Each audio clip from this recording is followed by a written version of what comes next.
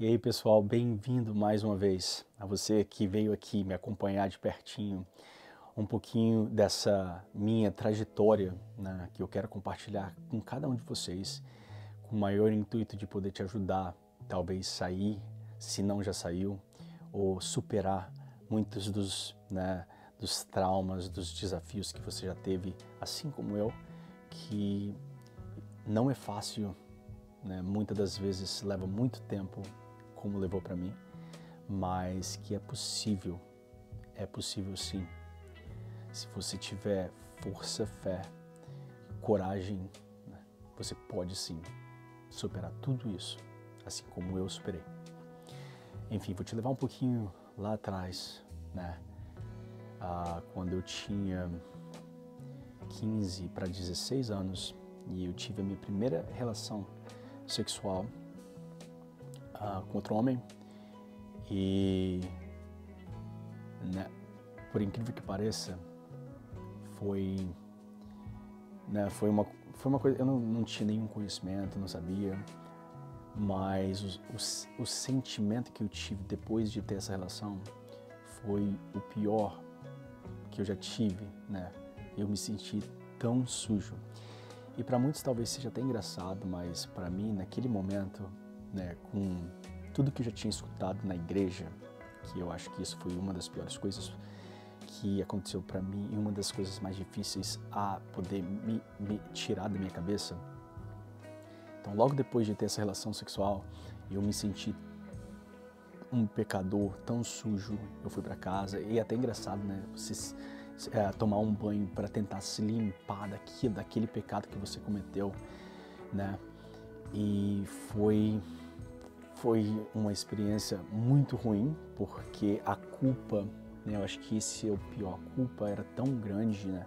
De estar voltando para a igreja e não estar podendo, né, não compartilhar. Ninguém sabe do que você fez. É uma coisa que você guarda para você mesmo, porque até então o medo do julgamento, o medo do que as pessoas vão falar, o medo, né? A sua mente, ela te aprisiona nesse mundo que só você, né, dentro de você mesmo sabe o que é. Enfim,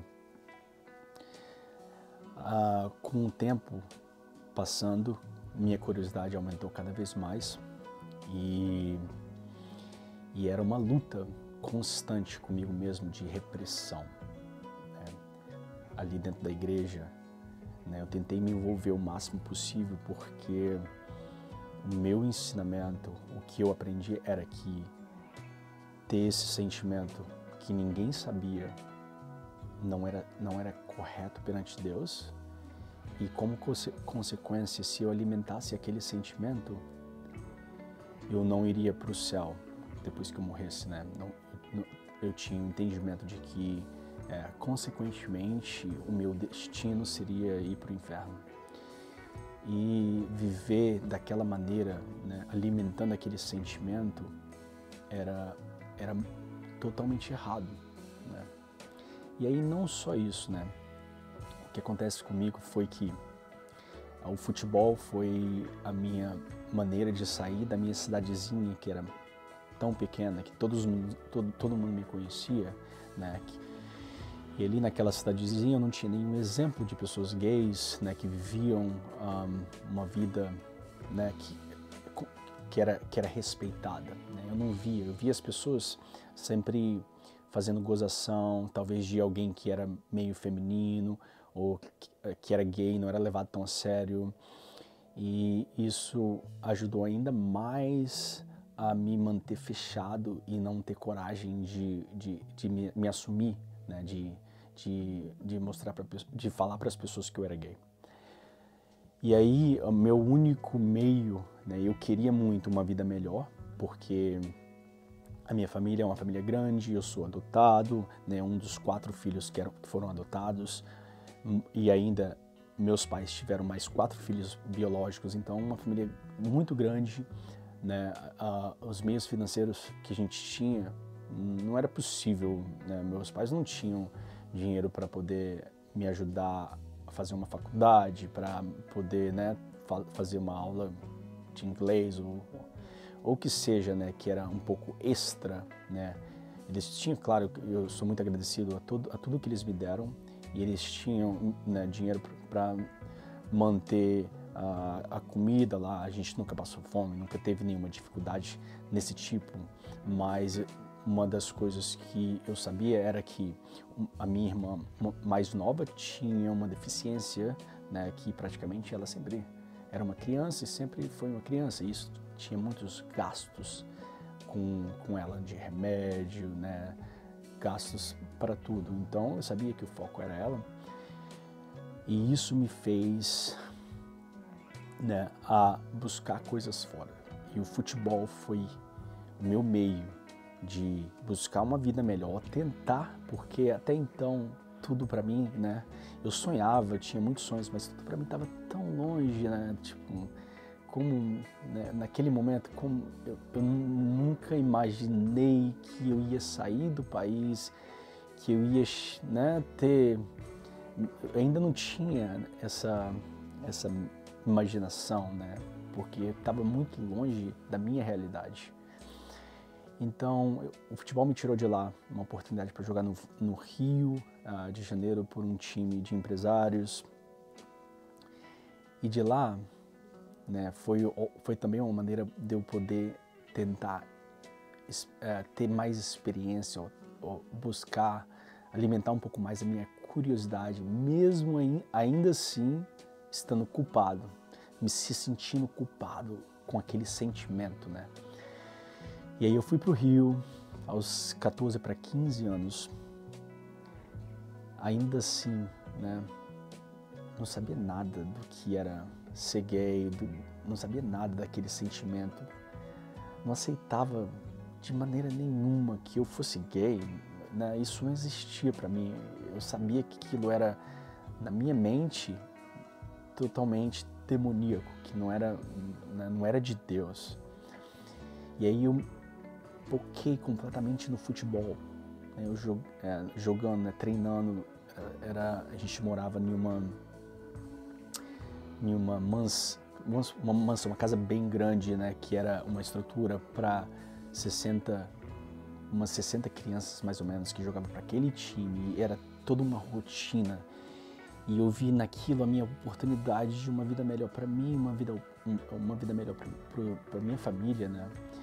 E tudo começou dali, né? Eu passei anos jogando futebol, mas o maior problema para mim era que eu tinha, né, aquela fé, né? Ainda tenho a minha fé, mas naquele momento eu ainda, né, tinha a minha mente, os meus olhos completamente voltados à obediência, né, ao que o pastor falava, ao que aquela igreja, né, pregava. E foi uma luta constante de aceitação, né, de reconhecimento da minha verdadeira identidade, que eu estava lá, eu vivia num meio que era totalmente machista, né, que se tivesse alguém estava escondido, né, se tivesse alguém que fosse gay, ninguém iria falar ou demonstrar nada. E aí eu tentando experienciar, né, alimentar um pouco a minha curiosidade, vivia uma vida dupla ali durante a semana, no final de semana nos jogos, tentava sair no final de semana e talvez conhecer alguém, mas ainda assim eu tinha muitos bloqueios. Os anos se passaram e eu continuei. Eu estava ali no Rio de Janeiro jogando futebol por uma temporada, ia para casa nas férias, e aí me reconectava com a igreja, e aí me sentia completamente culpado, vivendo aquela vida dupla. E era difícil porque eu chegava em casa e os meus pais, os meus amigos, estava todo mundo perguntando, e aí, e as meninas e as garotas, né, conhecendo? E era muito difícil para mim ter que escutar e mentir para poder talvez evitar uma desconfiança. E não só isso, eu acho que hoje o que me afetou muito, né, que as pessoas aqui até às vezes não acreditam que eu seja gay pela maneira que eu me porto, pelo meu jeito de ser, porque eu tinha muito medo que as pessoas pegassem um jeitinho, né, que fosse feminino, um pouquinho aqui, e aí com isso talvez eles desconfiariam que eu era gay. Então a minha vida toda até aquele momento sempre foi muito de, né, estar vigilante a todo momento de como eu vou me comportar, do que eu vou fazer, se isso é feminino, que, né, era todo momento sempre vivendo aquela vida dupla, e isso pesa muito. As pessoas não sabem, ninguém sabe, mas pesa muito, e carregar isso por toda a sua vida te afeta, não só, né, ali naquele momento, mas no futuro, mentalmente te afeta demais, e para isso você tem que trabalhar muito para poder se libertar desses sentimentos, desses bloqueios, né, que você se encontra, no meu caso, que eu me encontrava. Então eu lembro, né, do meu primeiro namorado que eu tive, era um pouco mais velho que eu, e eu nunca vou esquecer de como ele me ajudou, né, a me achar um pouco, a me aceitar um pouco mais. Ainda assim, né, não completamente, nem perto do que eu sou hoje, mas eu sei que foi muito difícil para ele, porque eu estava num momento que eu estava com ele no Rio, e no final de semana eu o encontrava, né, quando eu tinha tempo livre, e tudo era muito bom, né? A gente vivia uma vida muito boa, ia para o cinema, ia comer, e ali mesmo, escondido dentro de casa, tinha afeto, tinha carinho, tinha tudo aquilo. Mas como eu ainda não, dentro de mim, eu não me aceitava, então eu ainda tinha todos os bloqueios que a igreja acabou colocando na minha mente. Eu ia para casa, né, ver minha família nas férias, e aí eu ia para a igreja e encontrava o pessoal da igreja, e aquilo me fazia sentir tão culpado que eu acabava o relacionamento pelo telefone, por uma mensagem, né? Foi uma briga constante para eu poder aceitar, mas depois de muito tempo, né, passando por tudo isso, eu pude reconectar com ele e agradecer por tudo que ele tinha feito, e pedir, né, desculpa por tê-lo feito sofrer tanto, né, nessa batalha que eu tive de identidade comigo mesmo. Mas passando um pouco o tempo, né, depois disso, eu tive outros relacionamentos. Claro que leva muito tempo para você, depois de se aceitar, a se sentir bem, a se sentir livre, né? É um processo longo e grande que precisa ser trabalhado. E eu lembro que aos meus 23 anos foi quando eu vim para fora do país. Nisso, eu já havia tido outros relacionamentos, né, no Brasil, escondido da família, escondido dos meus amigos de infância. Teve um momento, né, que, buscando uma estabilidade financeira, buscando, né, um futuro melhor, eu tive a oportunidade de ir para a academia de polícia em São Paulo. E eu passei 6 meses, né? Eu passei pelo processo todo, né, da prova, foi 1 ano mais ou menos, né? O médico, o psicólogo, tudo aquilo para poder entrar na academia. E eu entrei na academia, eu passei pelo processo todo lá, eu morei na academia de treinamento da polícia por quase 6 meses praticamente. E eu fiz amigos, né? No meu quarto eram 6 da gente, e a gente convivia ali, né? Você tá treinando o dia todo, vai dormir, tá dormindo junto, viraram amigos mesmo. Hoje ainda a gente tem um grupo no WhatsApp de contatos que a gente sempre, né, checa lá, vê como que as pessoas estão. Eles ainda estão todos, né, trabalhando na polícia, mas foi um dos momentos mais difíceis para mim, porque eu já estava num ponto da minha vida que eu não conseguia mais fingir, né? Viver uma vida dupla para mim estava me fazendo perder a vontade de viver num certo ponto, né?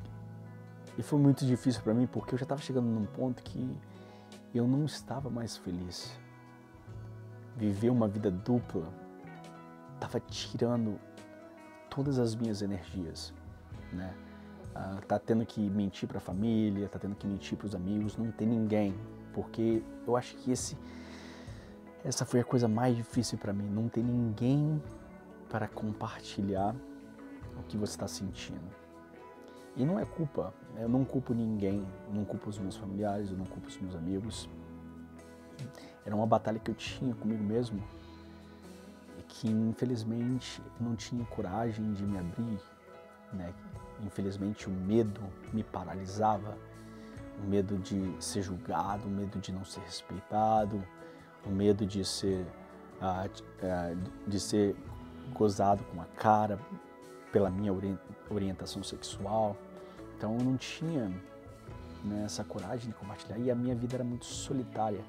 Mesmo ainda tendo relacionamentos, mesmo ainda tendo namorados, estando em uma relação, ainda assim, como eu não me aceitava, né, como eu não conseguia formar a minha opinião a respeito de mim, eu não conseguia nem me abrir, nem mostrar pro meu namorado no momento as coisas que eu estava sentindo, então ninguém podia me ajudar, infelizmente. No final quando era para se formar no último mês, eu não consegui mais viver aquela mentira. E aí eu tomei a decisão de não me formar. Voltei para casa, o que era mais difícil ainda, né? Parecia que você estava retrocedendo. E ainda não sabia o que eu ia fazer. Estava completamente perdido, né? Passou algum tempo, eu tive a oportunidade de vir para os Estados Unidos e eu acho que essa foi uma das melhores decisões que eu tomei na minha vida. Não só pelo fato de ter mais oportunidade de crescer, né, profissionalmente, não só por esse fato, mas eu acho que me ajudou muito com relação a quem eu era, né? O momento, as experiências que eu tive. Não que você precise mudar, né? Não que você precise correr, estar em outro estado, estar em outro país para poder se libertar de tudo isso que você está vivendo, porque eu acho que isso é uma mentira. Tudo está na sua cabeça, tudo está aqui, né? E as experiências da vida, né? E a maneira com que você se abre para poder aprender e vivenciar. Então, aos 23 eu mudei para cá. Aos 23 foi quando eu me abri com a minha mãe. E até então eu não conseguia me falar para ela que eu era gay. Essa palavra não existia para mim, era muito difícil.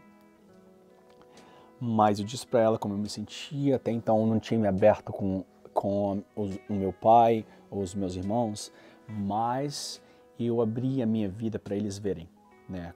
Nas redes sociais, eu abri. E até então eu falei para minha mãe, pode falar, eu não me importo, né? Eles já tinham o entendimento de que eu era gay. Ninguém conversava, não teve uma conversa a respeito disso, mas, querendo ou não, me libertou um pouco, né? Tirou um pouco do peso das minhas costas. E nisso foi um processo ainda muito grande, né? Porque mesmo vendo de perto aqui como as pessoas viviam, e isso foi um choque tremendo para mim, né? As pessoas gays vivendo uma vida completamente normal, se vestindo do jeito que seja, pessoas, né, normais. Ninguém ligava para sua sexualidade. Isso não era a primeira coisa que vinha à frente, né? As pessoas tinham trabalho, as pessoas viviam uma vida completamente normal, eram respeitadas. Então, foi um choque muito grande de ver tantas pessoas, né, que na minha cabeça, você imagina, aquele pensamento de cidade pequena que você achava, né, que você escutava, que ainda assim, né, eu acreditava que os meus pais talvez tinham, né, que porque você é gay você tem que ser feminino, que porque você é gay você vai se vestir de mulher. esse é um pensamento tão pequeno e que, na verdade, para mim não importa, né? Eu acho que o mais importante que eu aprendi hoje é respeito. E o mais importante é não olhar para as pessoas com olhos de julgamento. Foi isso, acho que o mais bonito para mim foi ver as pessoas não notarem, não se importarem pela maneira que você está vestido, se você está com o seu namorado ali, né, comendo. Ninguém se importa, as pessoas cuidam da vida delas. E uma das coisas, né, difíceis de ver no Brasil, com a cultura brasileira, foi que a fofoca, né? As pessoas gostam de falar da vida dos outros. E elas falam de uma maneira que diminui as outras pessoas, né? Elas querem se ver melhor que as outras, né, numa conversa. Então, talvez para elas, apontando algumas coisas que naquela cultura não é bem vista por hipocrisia, talvez faça elas se sentirem melhor. Enfim, eu mudei para cá aos 23, eu comecei a ver, né, essa vida, uma vida gay, e tinha tantas pessoas aqui que eram gays, né, completamente diferente da minha cidade. Os anos se passaram, eu me mudei para Nova York e lá foi ainda maior o choque de cultura e o aprendizado. Eu acho que para mim me ajudou muito a ver como as pessoas lá viviam de uma maneira tão livre, né? Sem medo de demonstrar a criatividade delas, né? De demonstrar como elas queriam se vestir, né? Vi de perto, trabalhando lá, o trabalho das drag queens e né, experienciando. Foram tantas pessoas que, né, passaram traumas, que, né, experienciaram preconceito, mas estava em um ponto que agora, né, elas se sentiam livres e elas faziam aquilo que elas se sentiam que queriam fazer, sem medo de julgamento nenhum. E vendo isso de perto, me ajudou muito, me ajudou demais, né? Eu ficava imaginando comigo mesmo, como é possível, né? Eu ainda com aqueles bloqueios que eu não conseguia me libertar, né? Eu ficava pensando, como é possível as pessoas viverem dessa maneira tão livre, tão abertamente, sem medo de nenhum julgamento, sem medo sem medo do que as pessoas vão falar. E isso para mim foi o que eu tive que trabalhar mais, né? Era me libertar daquele pensamento do que as pessoas iam falar, ou me importar com o que as pessoas iam achar. Então, nesse processo, eu fui trabalhando comigo mesmo até eu chegar a um ponto em que, né, eu pensei, a única maneira para eu ser feliz é eu me aceitar e eu viver a minha vida de forma com que a sua opinião não vai importar. A única coisa que eu quero é respeito, né? E fazer com que as pessoas te respeitarem vai depender da sua maneira, né, do seu comportamento. E a sua orientação sexual não vai mudar nada. Não vai afetar nada em como as pessoas te olham. E se afetar algumas pessoas, né, essas pessoas são pessoas que não fazem parte da sua vida, que não precisam fazer parte da sua vida. Enfim, eu tomei a decisão, né, de tentar mudar esse meu pensamento. E foi um processo de anos para eu chegar até aqui. para eu, nesse momento que, né, por incrível que pareça, eu estou no meu melhor momento da minha vida, né? Acho que meu melhor momento com relação à minha identidade, ao meu reconhecimento, a saber quem eu sou e estar feliz comigo mesmo. Mas o que eu quero trazer a sua atenção é que, por mais que eu tenha chegado até aqui, todas as minhas experiências que eu tive, todos os meus bloqueios, a minha vida solitária, por medo de compartilhar o que eu estava sentindo quando eu estava crescendo, e tudo aquilo que eu vivi ainda me afeta hoje. E naquele momento, né, ninguém nunca me falou de saúde mental, ninguém nunca me falou, né, de depressão, né, ninguém nunca tinha falado dessas coisas. E hoje, quando eu olho lá atrás, eu consigo ver que eu passei por muitos momentos de depressão, muitos momentos em que, né, eu tinha essas batalhas comigo mesmo na minha mente. Só eu sabia, né, que eu estava bem, de repente estava triste, não tinha ânimo para nada. Aquilo tudo me afeta hoje. E hoje eu ainda tenho esses momentos em que estou muito bem, eu tenho um objetivo, eu estou animado, eu quero conquistar mais coisas, eu me cobro demais, eu quero estar sempre crescendo, eu estou sempre procurando em como melhorar, em como eu posso fazer com que o meu futuro seja melhor. Mas, de repente, eu tenho esses momentos em que eu não tenho ânimo, que eu só quero que o tempo passe. Eu não quero pensar, porque a minha mente começa a ir em círculo, e a única maneira de eu parar esse pensamento ou é dormindo, ou assistindo televisão, jogando um jogo. Parece que eu quero, por exemplo, eu quero dormir, acordar e aquele momento passou, aquele ciclo passou. Então são momentos, eu aprendi que é parte da depressão, né? E conforme mais tempo passe, mais eu aprendo a lidar com esses momentos. Mas é uma coisa que vem, né, da minha infância, né, dessa briga de identidade e de aceitação toda a minha vida, daquela vida dupla que eu tive, né, de estar sacrificando a minha identidade com medo do que as pessoas iriam falar.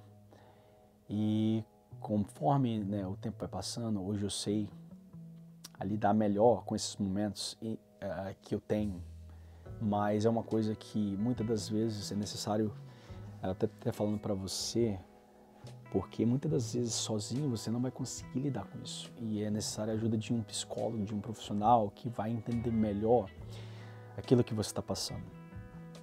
Por exemplo, para mim, eu sei que quando eu me encontro em um momento desses, eu me isolo completamente. Eu vou lá atrás, né, como eu era, e como eu aprendi a lidar com os meus problemas, e eu me isolo do mundo completamente, né? Eu não falo com ninguém, eu fico dentro de casa, eu não saio. E uma das maneiras para mim que funciona é, eu sei que eu tenho que quebrar aquele ciclo, e o mais rápido possível. Conforme o tempo foi passando e conforme eu fui vivendo mais esses momentos, eu sei que quando começa eu tenho que sair, eu tenho que me exercitar, eu tenho que, né, eu tenho que fazer tudo o contrário do que a minha mente tá me falando para fazer, que é ficar dentro de casa, que é não se exercitar, que é dormir, eu tenho que fazer todo o contrário. Mas eu estou trazendo a sua atenção porque talvez você ainda está passando por tudo isso que eu estou passando. Talvez você ainda nem teve a coragem de demonstrar para as pessoas ao seu redor quem você é e o que você está sentindo.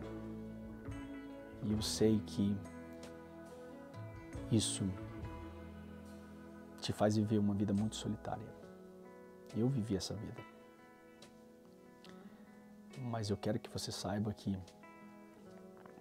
você não está sozinho. E que você tem tanta força dentro de você que você nem imagina. Porque é só passando, né, sendo colocado em provações, em obstáculos grandescos, que você realmente conhece a força que você tem. Mas é preciso fazer um plano e tomar uma decisão e começar de passos pequenos a fazer com que aconteça. O medo sempre vai estar lá. A sua mente sempre vai tentar te jogar contrário à decisão que você tomar de se assumir, de falar do que você está sentindo. Mas comece com passos pequenos. Não dê tempo. Muitas das vezes vai ser necessário você pensar no que vai fazer. Conta até 5 e faz. Porque se você der tempo para sua mente pensar, ela vai falar o contrário para você fazer. Ela não vai deixar com que você faça aquilo que você planejou. Então, é isso. Esse é o segundo vídeo da série. Espero que esse vídeo tenha te ajudado de alguma maneira. E lembre-se, tudo na vida é passageiro. Não importa quanto tempo leve, saiba que o momento que você está passando, por mais difícil que seja, ele vai ter um fim. E eu sei que você vai conseguir sair dessa. Um beijo grande para vocês e eu te vejo no próximo episódio. Tchau.